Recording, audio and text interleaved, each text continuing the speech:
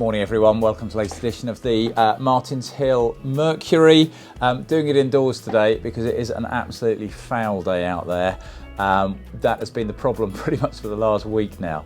Weather's obviously been horrendous everywhere. We've been losing meetings left, right and centre, and it's made race planning a little bit tricky. And we've had plenty of entries that we haven't been able to take up for exactly that reason. What we have run has been running well. We'll go back a few days. Had a Sammy Lou run at Cheltenham. Ground didn't really suit, but he still gave his all, travelled well. Just when the ground got very, very sticky in the last couple of furlongs or so, that was when he started to go backwards rather than forwards. But back on a sounder surface, he is going to be one to look out for next time, I think. I think in an ideal world, one more over hurdles, and then there is a novices handicap chase at Huntingdon that we have won a couple of times in the last couple of years, and I think that is probably the race to go for on Boxing Day for him.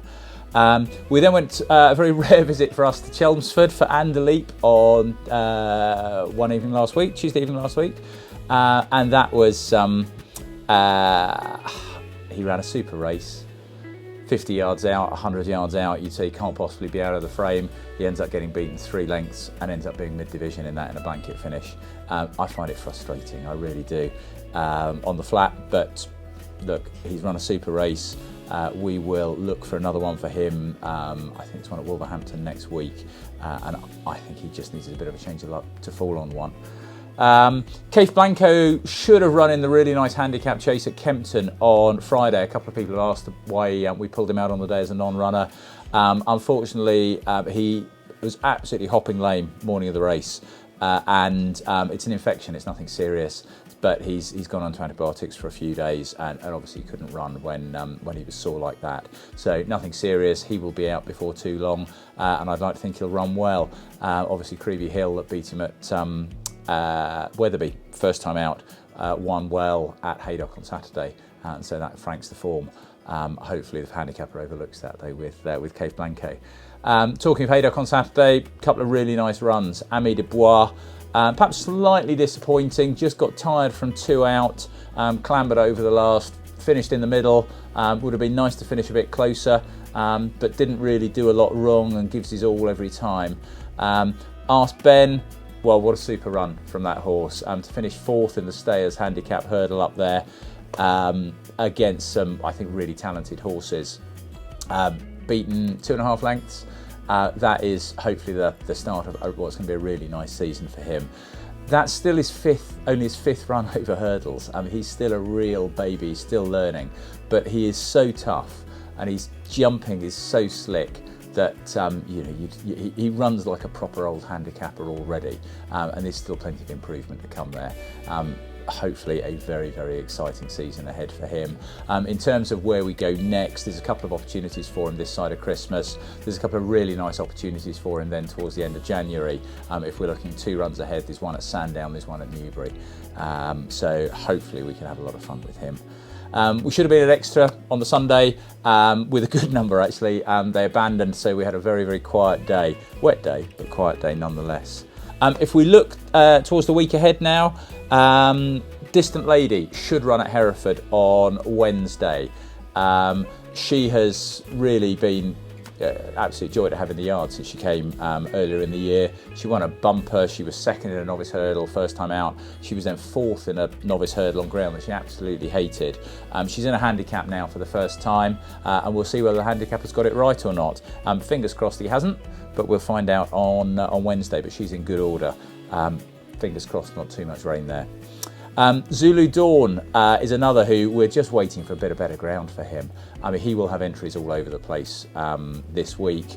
Down south he's in at Taunton, up north he's in at Doncaster and Wetherby, and again we'll just wait to find where decent ground is with him. The form of his Newbury bumper last year has been absolutely franked, and I would be expecting him to run a nice race first time out, as long as we get it right race, right course, right ground. Looking a little bit further forward in the week, Taunton, at the moment, touch wood, it's decent ground down there. So a couple of the ones that need better ground, Jessica Rabbit, Benton's Lad, plan is to go there. Unfortunately, there's not a race there for Follow the Swallow because he loves decent ground. He'll have an entry for Bangor at the weekend, and we'll keep our fingers crossed there. that they don't get too much rain. Telson Barley's another one that is going to need decent ground. He's in at Taunton, but that's in a novice handicap chase. If we could give him one more over hurdles, well, that would be ideal. He's in at Doncaster and Newbury on Friday. Newbury might just get the ground for him there. Dublin 4's another one who really stepped up last time out. His second run in a novice, was in the winner's enclosure at Sandown on a Sunday, and that pleased everyone. I would like to think if we could step him back slightly up in trip, he might even go one or two places better next time out. He's an improving horse, he's a young horse, and I think he's quite an exciting horse. He copes with soft ground, he doesn't love it. So again, if we can avoid it, we will. Exploiteur is another lovely young novice. We'll look for something for him at the weekend.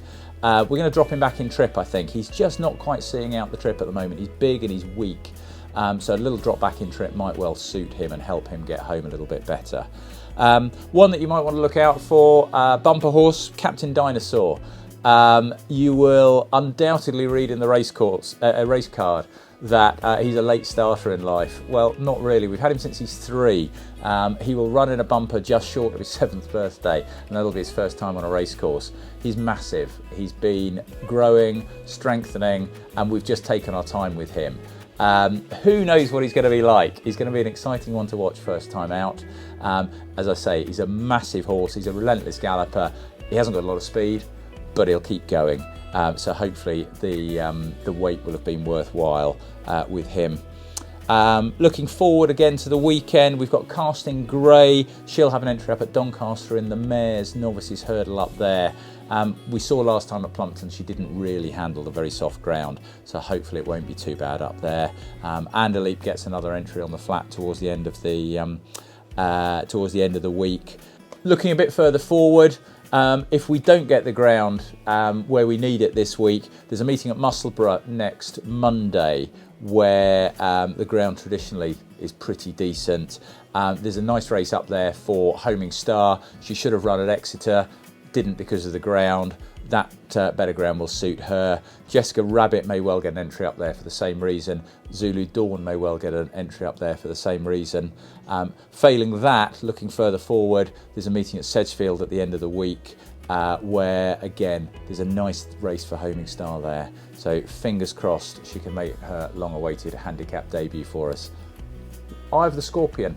Young horse, by Scorpion, as the name suggests, out of a presenting mare. He will make his racecourse debut in the next 10 days, 2 weeks or so. Almost certainly in a bumper. He's one to look out for. He's a nice horse.